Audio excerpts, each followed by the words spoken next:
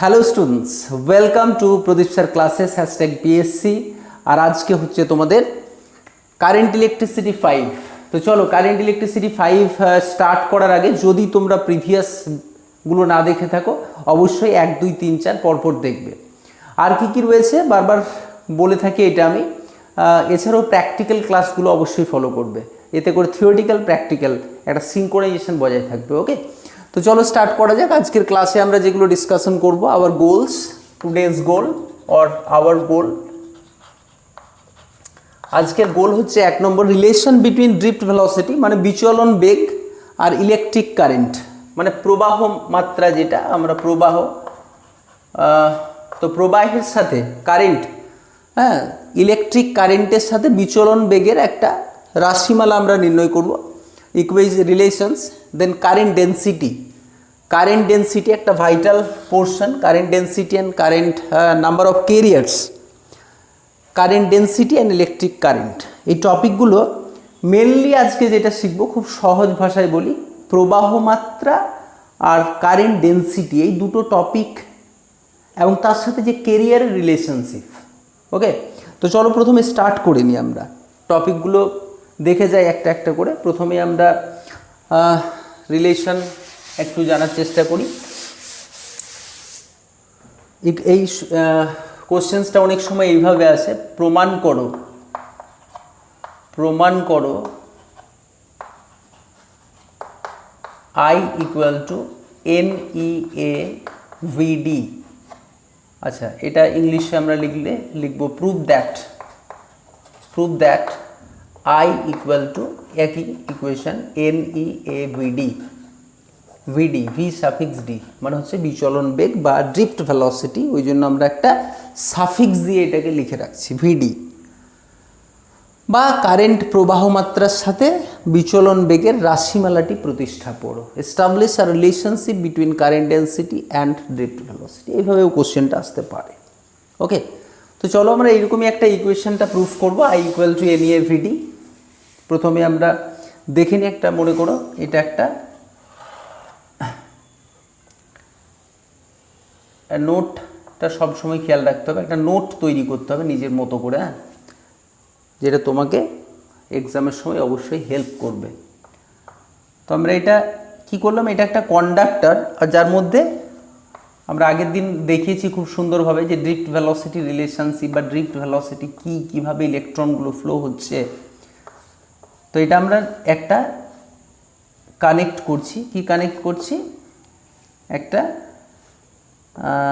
Positive negative, then again positive, then negative. So this is a battery. আমরা এটাকে কি বলবো, ব্যাটারি বলবো। ব্যাটারি মানে হচ্ছে কম্বিনেশন অফ সেল, মানে অনেকগুলো কোষকে যদি আমরা পরপর যোগ করি তখন আমরা সেটাকে বলবো ব্যাটারি। যাই হোক, এটা একটা ব্যাটারির সিম্বল। আমরা একটা ইলেকট্রিক ফিল্ড দিলাম, তার মানে পোটেনশিয়াল ডিফারেন্স দিলাম, মানে ইলেকট্রিক ফিল্ড একটা সেট আপ হবে পজিটিভ থেকে নেগেটিভের দিকে। ইলেকট্রিক ফিল্ড বা তড়িৎ ক্ষেত্র প্রয়োগ করার সাথে সাথে এখানে যে মুক্ত ইলেকট্রনগুলো রয়েছে, মুক্ত ইলেকট্রন বলতে ফ্রি ইলেকট্রনগুলো, সেগুলো নেগেটিভ থেকে পজিটিভের দিকে আসতে শুরু করলো এটা। এবং যে অ্যাভারেজ ভেলোসিটি নিয়ে এইদিকে আসছে ইলেকট্রনগুলো, সেই অ্যাভারেজ ভেলোসিটি, তো ইলেকট্রনগুলো সবসময় যে কোনো স্ট্রেট লাইনে আসে সেটা নয়। একটা ইলেকট্রন মনে করে আসছে, আমি একটা অ্যাভারেজ মনে হয় এইদিকে গেল, ফের ধাক্কা খেয়ে এইদিকে এলো, এইভাবে যাচ্ছে, এইদিকে ওইদিকে এইদিকে সেই দিকে করতে করতে টোটাল মুভমেন্টটা কিন্তু এই ডিরেকশনে। তার জন্য আমাকে কি করতে হচ্ছিল, একটা অ্যাভারেজ ভেলোসিটি নিতে হচ্ছিল। তাহলে আমরা বিচলন বেগের যে ডেফিনিশন বা পড়েছিলাম আমরা, যে হোয়াট ইজ ড্রিফট ভেলোসিটি, না it is the average velocity with which the electron move due to the applied electric field. তা এই কন্ডাক্টরটা টার্মিনালে আমরা যখন একটা ইলেকট্রিক ফিল্ড অ্যাপ্লাই করছি তখন ইলেকট্রনগুলো মুভ করতে শুরু করছে, মানে একটা কারেন্ট পাচ্ছি। এবং সেই মুভ করার যে ভেলোসিটি সেটাকে বলছিলাম ড্রিফট ভেলোসিটি। এটার লেংথ আমরা L নিয়ে নিলাম এবং এটার যে ক্রস সেকশন বা প্রস্থচ্ছেদ সেটা নিয়ে নিলাম A। তাহলে আমরা A মানে হচ্ছে এরিয়া, এটা হচ্ছে area of the conductor cross sectional area লিখতে পারি আমরা, cross sectional area.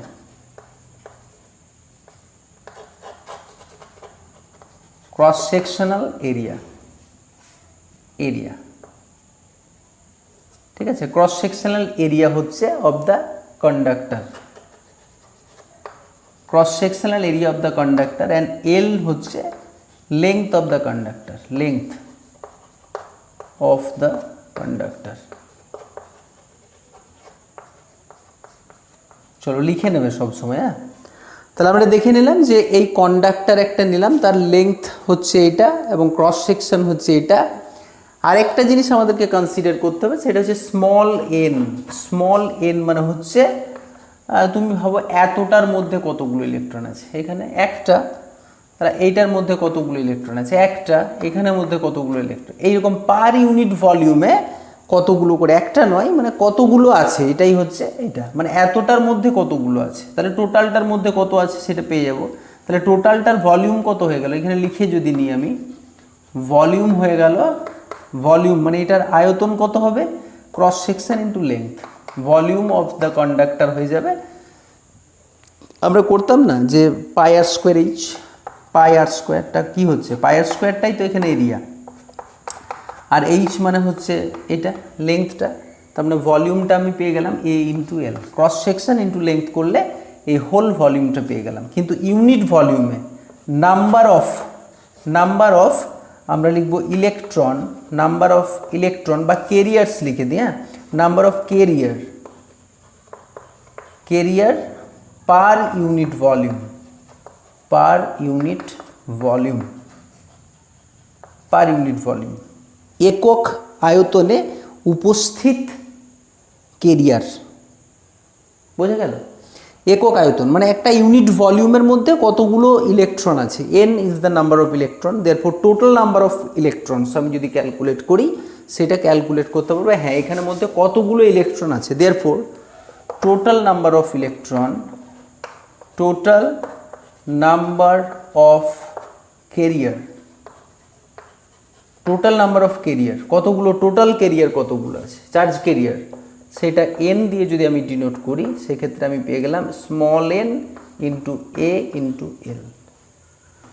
Per unit ভলিউমে যদি এতগুলো কেরিয়ার থাকে তাহলে হোল টোটালটার মধ্যে কতগুলো ইলেকট্রন চার্জ কেরিয়ার আছে, তাহলে total number of charge carrier এখানের মধ্যে কতগুলো আছে, চার্জ কেরিয়ার হচ্ছে NaL, নাল, NaL। ওকে, তাহলে আমরা চার্জ কেরিয়ার কতগুলো আছে দেখে নিলাম। নেক্সট হচ্ছে আমাদেরকে দেখতে হবে তাহলে টোটাল চার্জ কত হবে। আমি যদি ক্যাপিটাল কিউ দিয়ে এর চার্জটাকে, therefore charge, total charge, therefore net বা total charge of the carrier, total charge, total পুরোটার আধান কত হয়ে যাচ্ছে, Q equal to NaL into এক একটা ইলেকট্রনের আধান কত হয়, ই, তার মানে e is the electronic charge, তার মানে NaLe,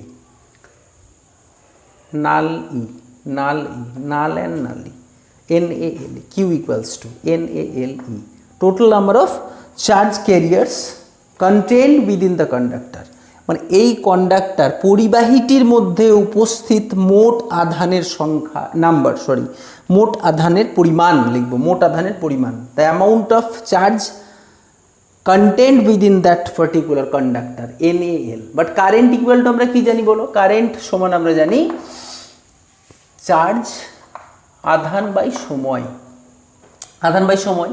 so Q equal two বসিয়ে দাও NaLe by T, NaLe by T, তার মানে হয়ে যাচ্ছে লেংথ বাই টাইম, এখানটার ডিস্টেন্সটা কত হচ্ছে NaE R L by T মানে হয়ে গেল VD, কারণ ভেলোসিটি ইকুয়াল টু কি, ডিস্টেন্স বাই টাইম। হ্যাঁ, এখানে কি ডিস্টেন্স বলতে ডিসপ্লেসমেন্ট বাই টাইম, তার মানে হয়ে গেল ভেলোসিটি, তাহলে NaEVD। সো একবার ফ্রেশ করে লিখে নিই, এখানে কারেন্ট ডেন্সিটি, এখানটা মুছে দিয়ে লিখে দিই। এই সময়টাতে এমন একটা টাইমে আমি এটা রেকর্ডিং করতে বসি, যেখানে কুকুরগুলো একটা চিৎকার চেঁচামেচি করবে, তো এটা একটা প্রবলেমেটিক ব্যাপার। যাই হোক, I equal to NEAVD. So this is the relation connecting the drift velocity and current. তোমরা দেখতে পাচ্ছ যে এটা হয়ে গেল। তাহলে প্রথম the relation between the drift velocity and the electric current. Drift velocity মানে বুঝতে পারছো একটা কন্ডাক্টরের মধ্যে কি আছে, অনেক ফ্রি ইলেকট্রন আছে, এবং যখন আমি একটা ইলেকট্রিক ফিল্ড অ্যাপ্লাই করছি ইলেকট্রনগুলো মুভ করতে শুরু করলো। যে ভেলোসিটি নিয়ে মুভ করছে, the average velocity with which the electron move due to the application of electric field. একটা ব্যাটারি লাগানোর জন্য ইলেকট্রনগুলো যে গতিবেগে, যে গড় গতিবেগ নিয়ে আসছে, সেটাই হচ্ছে তাদের বিচলন বেগ। এবং প্রবাহ মাত্রার সাথে সম্পর্কটা কেমন হয়ে গেল, I সমান NEAVD, যেখানে Nটা হচ্ছে number of carriers per unit volume, is the electronic charge, is the cross sectional area, আর ভিডিটা তো বললাম যে ভেলোসিটিতে যাচ্ছে।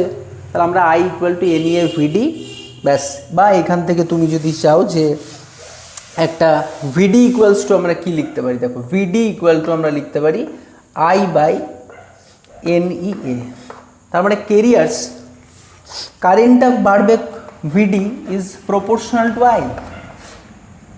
ড্রিফট ভেলোসিটি বেশি মানে কারেন্ট বেশি, কারেন্ট বেশি মানে ড্রিফট ভেলোসিটি বেশি, বোঝা গেল? This is proportional to I। অনেক সময় এটার রিলেশনশিপটা এসে যায় যে VD is proportional to this one. Okay, তো মোটামুটি আমরা বুঝলাম যে এখানের মধ্যে যে কেরিয়ারগুলো আছে। এখন প্রবলেম হচ্ছে যে এটা একটা কারেন্ট আমরা দুটো ফিজিক্যাল কোয়ান্টিটি আমরা বলবো, যে মেজারমেন্টের একটা প্রসেস বলবো। এই ওয়ার্ড দুটো দেখো জানো কি না, মাইক্রোস্কোপিক পয়েন্ট অফ ভিউ,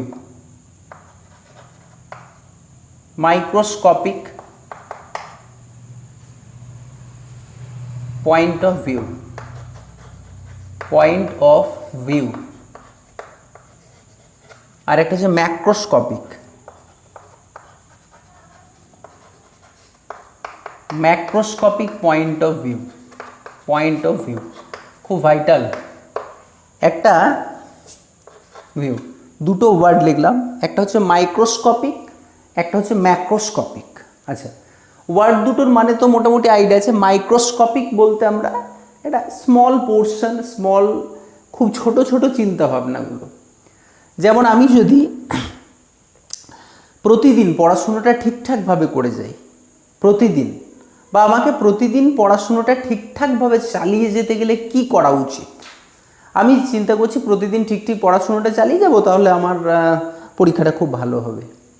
এবার এটা না করে প্রতিটা মোমেন্টকে যদি আমরা ভাবি যে প্রতিটা মোমেন্ট আমার পড়াশুনোর মধ্যে দিয়ে যাচ্ছে, তো তাহলে আমি কি বললাম, আরও ছোট জায়গা চিন্তা করলাম, নিয়ে তারপরে একটা বৃহৎ কোনো জিনিস তৈরি হবে। তাহলে আমি বলবো microscopic point of view. Microscopic, macroscopic মানে অনেকটা ব্যাপার, মাইক্রোস্কোপিক মানে অতি ক্ষুদ্রাতি ক্ষুদ্র জিনিস। তা আমি দেখো কারেন্টটা যখন বলছি এখানে যে এটার মধ্যে 1 অ্যাম্পিয়ার কারেন্ট যাচ্ছে, এটা থেকে তুমি বলতে পারো যে কোথায় কতগুলো ইলেকট্রন গেছে, কোথায় কতগুলো ইলেকট্রন গেছে। আচ্ছা, এখান থেকে এদিকে সব ইলেকট্রন আছে প্রচুর, ইলেকট্রন আছে, তো এখান থেকে ইলেকট্রনগুলো এদিকে যাচ্ছে, এখান থেকে ইলেকট্রনগুলো যাচ্ছে। এবার এখানে ইলেকট্রনের কেরিয়ারটা একটু বেশি আছে, তার আমি এই জায়গাতে ইলেকট্রনের পরিবহনটা বেশি, বা এই ক্রস সেকশন দিয়ে বেশি বেশি ইলেকট্রন যাবে, আর এই ক্রস সেকশন দিয়ে তো অত বেশি ইলেকট্রন যাবে না, কারণ এখানে কেরিয়ার্স নেই। হতেই পারে ইট মেবি সব জায়গাতেই সমান কেরিয়ার নেই, পার ইউনিট ভলিউমে সমান আছে। মানে আমি যদি এই জায়গাটা এতটা কেটে নিই, তাহলে দেখলাম 5টা আছে, অবভিয়াসলি আছে। আবার এই জায়গাটা কেটে নিলাম, এখানে কতগুলো আছে, 5টা ইলেকট্রন আছে, ঠিক আছে, আছে। কিন্তু আমি যদি এইটাকে আবার হাফ করে দিই, যেমন আর একটু ডিটেলসে বোঝাই, খুব কনসেপচুয়াল জিনিস, কিন্তু একটু টাইম লাগবে হয়তো, কিন্তু আমরা বুঝতে পারবো। আচ্ছা, আমি এটাকে প্রথমে হাফ হাফ করলাম, দেখলাম এইদিকে কেরিয়ারের সংখ্যা কত আছে, 4টে 4টে 8টা।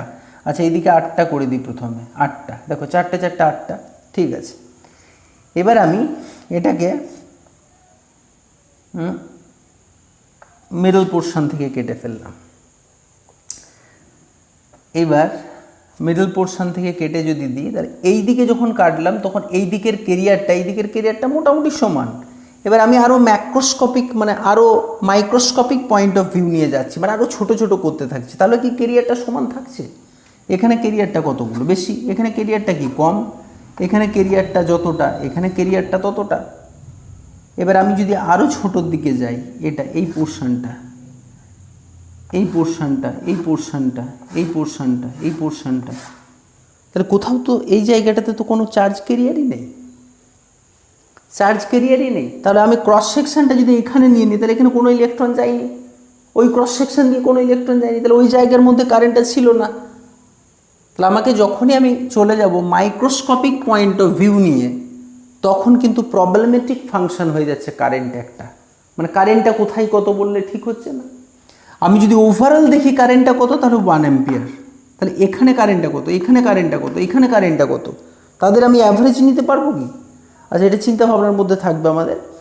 তাহলে এখন প্রবলেম হচ্ছে, তার জন্য একটা ফিজিক্যাল কোয়ান্টিটি আমরা চিন্তা করে নিই, সেটা হচ্ছে current density. Density, current density. আচ্ছা, তোমাকে সাপোজ চা খেতে দেওয়া হয়েছে, চা খাচ্ছি, মা একটু মিষ্টি কম হয়েছে, একটু আর একটু চিনি দাও তো, চিনি দিলাম। মা চিনিটা দিয়ে কি করবে? চিনিটা দেওয়ার পরে নিশ্চয়ই তোমাকে দিয়ে দেবে না চাটা, অবভিয়াসলি চিনিটা দেওয়ার পরে স্টিয়ার আপ করবে, একটা চামচ দিয়ে গুলে নেবে, ডিজলভ করার চেষ্টা করবে। হ্যাঁ, 2-4 বার এমনি করে দেওয়ার পর তোমাকে দিয়ে দিয়েছে আবার চাটা। আমি খাচ্ছি, দেখছি মিষ্টি নেই, তো মিষ্টিটা কোথায় নেই? এই জায়গাতে এতটা চা খেলাম, একই রকম লাগছে, হ্যাঁ মা মিষ্টিটা ঠিকঠাক হয়েছে, ছাড়ো আর ঠিক আছে। আবার এখান থেকে এতটা যখন শেষ হলো, মিষ্টিটা আর একটু বেশি, লাস্টের দিকে চিনিটা এখানে পড়ে গেছে, তাহলে চিনিটা এখানে অনেকটা বেশি হয়ে গেছে, এই জায়গাটায় হয়ে গেছে। তো এবার মা বললো যে এই তুই একটু আগে বললি ঠিক হয়েছে, একটু আগে বললি ঠিক হয়েছে, আবার একটু পরে বলছিস বেশি হয়ে গেল মিষ্টি। বলে এটা মাইক্রোস্কোপিক পয়েন্ট অফ ভিউ দিয়ে দেখো। মাইক্রোস্কোপিক মানে ওভারঅল চাটা আমি যদি খাই ঠিক আছে মনে হচ্ছে খাবার সময়, বিভিন্ন জায়গাতে মিষ্টতার পরিমাণ বেশি, মানে কি তার মানে কারেন্ট সব জায়গাতে ডেনসিটিটা ভ্যারি করে গেছে, সব জায়গাতে ডেনসিটিটা ভ্যারি করে গেছে। তাহলে ডেনসিটি যখনই আমি বলবো, তখনই সেইটা সঠিক মাত্রা পাবে যদি আমি এই পয়েন্টের রেসপেক্টে কিছুটা খাই, তাহলে মোটামুটি ডেনসিটিটা ঠিক আছে। তাহলে কারেন্ট ডেনসিটি হচ্ছে একটা microscopic point of view. Current density, এটাকে আমি জে দিয়ে ডিনোট করলাম। প্রবাহ ঘনত্ব, বাংলায় এটাকে কি লিখবো? প্রবাহ ঘনত্ব, প্রবাহ ঘনত্ব। আর এটাকে আমরা কি লিখবো? ম্যাক্রোস্কোপিক পয়েন্ট অফ ভিউ নিয়ে যদি চিন্তা করি, এটাকে বলবো কারেন্ট। আই প্রবাহ, কারেন্টের প্রবাহ আর প্রবাহ ঘনত্ব এক নয়, এক জিনিস নয়। তা প্রবাহ ঘনত্বর সাথে রিলেশনশিপটা কোথায়? নেক্সট কি কনসেপ্ট লিখেছি? Relations between drift velocity and current, মানে আমি আই ইকুয়াল টু NEAVD, ব্যাস খতম, প্রথম পোর্শনটা ক্লিয়ার। নেক্সট হচ্ছে কারেন্ট ডেনসিটি। কারেন্ট ডেনসিটি আছে, ডিফাইন করব, ঠিক আছে, ডেফিনিশনে যাই আমরা, তাহলে এরপর ডেফিনিশনে যাব। What is current density?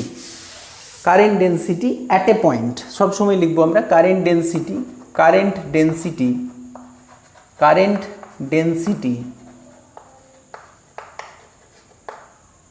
At a point, at a point তোমরা লিখে নাও। কারেন্ট ডেনসিটি অ্যাট এ প্রবাহ ঘনত্ব, কোনো একটি বিন্দুর মধ্যে, কোনো পরিবাহীর কোনো একটি বিন্দুর মধ্যে প্রবাহ ঘনত্ব। Current density at a point within a conductor, within a conductor, within a conductor. Current density at a point within a conductor. আচ্ছা, এটা কন্ডাক্টর দেখে নিই। আমি কারেন্ট ডেনসিটি ক্যালকুলেট করতে চাইছি এই জায়গাটায়, তাহলে এর চারপাশে আমাকে একটা এরিয়া কনসিডার করতে হবে। Current density at a point within a conductor is defined as the current flowing perpendicular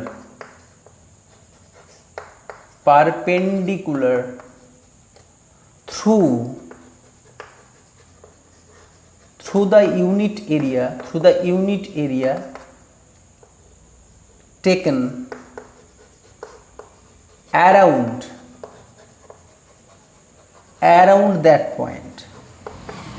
that point provided that the area must be perpendicular লিখেছি কি perpendicular ঠিক আছে perpendicular the current density at a point within a conductor is defined as the current flowing perpendicular through the unit area sorry এখানে unit area লিখে নেবে area taken around that point এইটার উপর কারণ ইলেকট্রনটা এদিকে যেতে পারে ইলেকট্রনটা এইদিকে যেতে পারে তাহলে এটা ধরলে চলবে না তখন তার একটা আচ্ছা এরিয়াটা কোন দিকে হবে এরিয়াটার আউটওয়ার্ড নরমাল আমি একটা এরিয়া কনসিডার করলাম তাহলে এর আউটওয়ার্ড নরমালটা এইদিকে আছে কারেন্টটা যাচ্ছে এইদিকে মানে ইলেকট্রনটা তোমার এই দিক থেকে ওই দিকে চলে গেল মনে করে একটা ইলেকট্রন এই দিক থেকে এই দিকে গেল তাহলে কারেন্ট গেল কোন দিকে এইদিকে এই কারেন্টটা নিলে চলবে না এটা থিটা অ্যাঙ্গেলে আছে এই কারেন্টের একটা কম্পোনেন্ট নিতে হবে বা এরিয়া ভেক্টরটার একটা কম্পোনেন্ট নিতে হবে অ্যালং দিস ডিরেকশন আমি এইটা একটু লেংদি ভাবে করি ব্যাপারটা তাহলে এটা একটা ক্রস সেকশন ধরে নিলাম আচ্ছা এই দিক থেকে কারেন্ট যাচ্ছে ভাবছি এই দিক থেকে কারেন্ট যাচ্ছে তার মানে এইটাকে আমাকে এরিয়া ভেক্টরের আউটওয়ার্ড নরমাল কোন দিকে আছে এই দিকে আছে ডিএস ভেক্টরটা ডিএস ভেক্টর বলতে আমরা কি জানি DS into N cap vector মানে যার ম্যাগনিটিউড অ্যাজ ওয়েল অ্যাজ যার ডাইরেকশন আছে যার মান অভিমুখ দুটোই আছে সেটাকেই বলবো একটা ভেক্টর তাহলে এটার ডিরেকশনটা এটা এখন থিটা হয়ে গেল এইটা অ্যাঙ্গেল তারপরে আমি যদি পারপেন্ডিকুলার ডাইরেকশানে এটাকে নিতে চাই তাহলে এটা এই দিকে নিতে হবে তাহলে ডিএস কস থিটা হয়ে যাবে এই দিকের কম্পোনেন্টটা কত হয়ে যাবে ডিএস কস থিটা তখন এই এরিয়াটার একটা পোর্শন এই দিকে আছে এই এরিয়াটার একটা কম্পোনেন্ট এই দিকে আছে তাহলে এখন কারেন্টটা কি হলো পারপেন্ডিকুলার হয়ে গেল তাহলে যে পয়েন্টের চারিদিকে আমি ডেনসিটিটা ক্যালকুলেট করব current density at A point within a conductor এটা পুরোটাই কন্ডাক্টর ভাবতে হবে তার ভেতরে আমি এইখানে ডেনসিটি ক্যালকুলেট করছি তাহলে আমাকে কি করতে হবে কারেন্টটার ডিরেকশানে এরিয়াটাকে ভাবতে হবে নিয়ে আমরা এরকম করে ক্যালকুলেট করব so current equal to current density J equal to current by area এটা কখন লিখতে পারবো যদি সব জায়গায় কারেন্ট সমান হয় স্টেডি কারেন্ট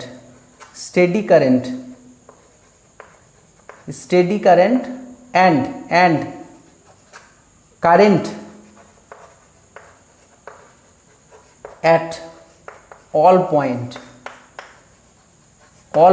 is same সব পয়েন্টে কারেন্টের মানটা magnitude of the current is same all পয়েন্টে তখন এটা আদারওয়াইজ লিখতে পারবো না আদারওয়াইজ আমি লিখব জে ইকুয়াল টু মানে current equal to dI current equal to J dot dA লিখব ডট ডিএ আচ্ছা এটা কেন লিখব বুঝতে পারছো আশা করি কারেন্টটা small area small this is a vector so you have to take dot product আমাদেরকে কি নিতে হবে ডট প্রোডাক্ট ভেক্টর কোয়ান্টিটি দুটো ভেক্টর কোয়ান্টিটি হলে আমরা কি নিই কারণ কারেন্ট হচ্ছে একটা স্কেলার রাশি এটা কি একটা ভেক্টর আচ্ছা এটা কি একটা ভেক্টর তার vector dot product this is a scalar so dI equal to J dot dA নিতে হবে যদি কারেন্টটা ভ্যারি করে আর টোটাল কারেন্ট ক্যালকুলেট করতে গেলে আমরা করব জে ডট ডিএ ব্যাস ডিএ মানে ডিএস ধরেছি আমি ডিএসও লিখতে পারো কোনো অসুবিধা নেই বাট এখানে সারফেসে ইন্টিগ্রেশন একটা সাইন দিয়ে দিলাম তাহলে এটা হলো আমাদের কারেন্ট ডেনসিটি হচ্ছে একটা পয়েন্টের রেসপেক্টে ভাবতে হবে যদি কারেন্টটা কোনো কন্ডাক্টরের ভেতর কারেন্টটা যদি ভ্যারিয়েবল হয়ে যায় খুব ভাইটাল কনসেপ্ট এটা। So current density equal to আমরা এটা পেয়ে গেলাম। তাহলে এটার ইউনিট অ্যান্ড ডাইমেনশনটা দেখে নিই এখন।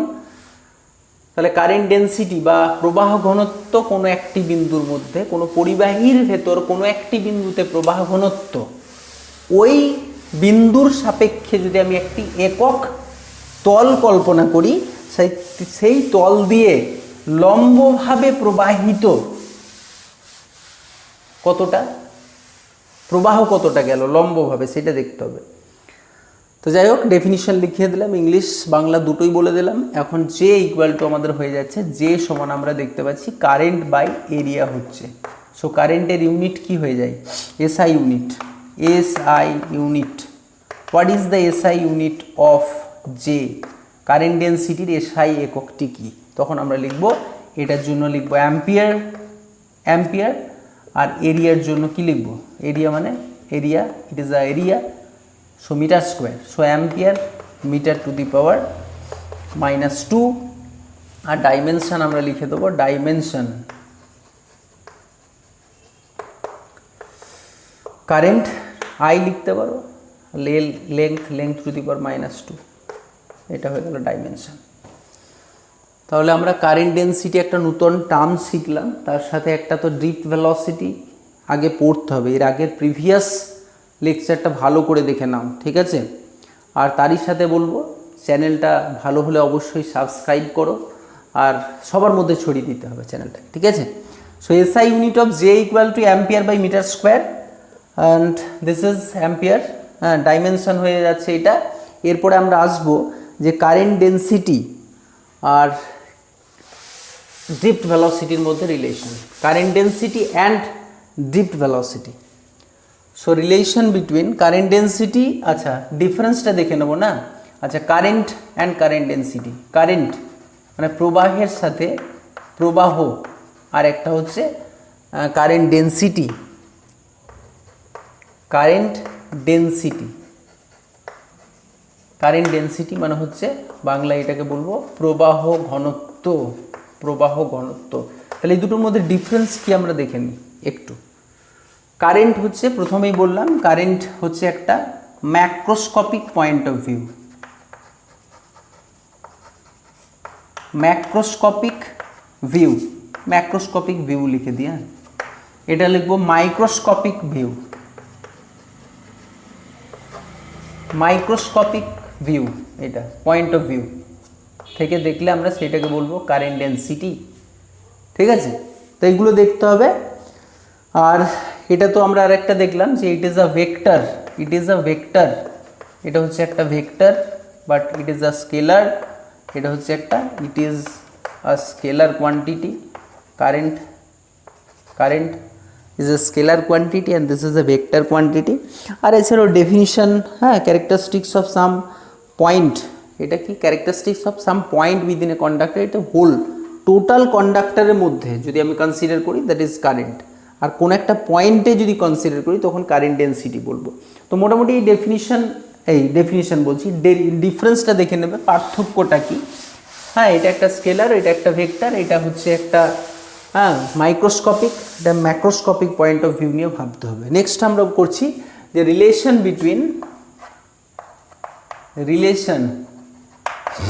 Between current density and drift velocity, J and VD, J and VD. এটা তোমরা লিখতে পারো যে তোমার কারেন্ট প্রবাহ ঘনত্বের সাথে বিচলন বেগের সম্পর্কটি কি। তাহলে এটা হচ্ছে প্রবাহ ঘনত্ব, কারেন্ট ডেন্সিটি, প্রবাহ ঘনত্ব, আর এটা আমরা বলেছিলাম কি বিচলন, বিচলন বেগ, বিচলন বেগ। তাহলে বিচলন বেগের সাথে প্রবাহ ঘনত্বের রাশিমালাটি নির্ণয় করো, বা what is the relations between J and VD. যাই হোক, তারপরে জে ইকুয়াল টু আমরা যেটা শিখলাম যে current by area, but current equal to আমরা শিখেছিলাম NEAVD by A. So area area cancel হয়ে গেল, মানে NEVD। ফার্স্ট ইকুয়েশনটা করার পরে তুমি এটা লিখে দিতে পারো, this is equal to that. So রিলেশনটা পেয়ে গেলাম যে জে এর সাথে ভিডি এর রিলেশনশিপটাকে, শুধু তোমাকে জানতে হবে current equal to NEAVD, first ইকুয়েশনসটা দিয়ে হয়ে যাবে।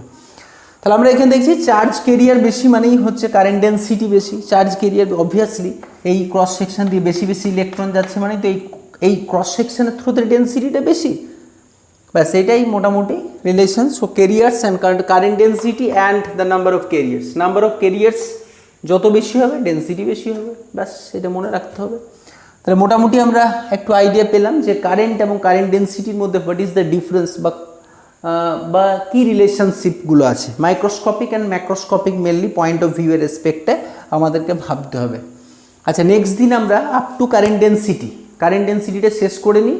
এটা শেষ হয়ে যাওয়ার পর আমরা কিছু নিউম্যারিক্যালস করে নেব, ফের তারপর আবার সিরিজ শ্রেণী এবং সমান্তরাল সমবায়ের যে রেজিস্ট্যান্সগুলো রয়েছে, খুব ইন্টারেস্টিং পার্ট একটা।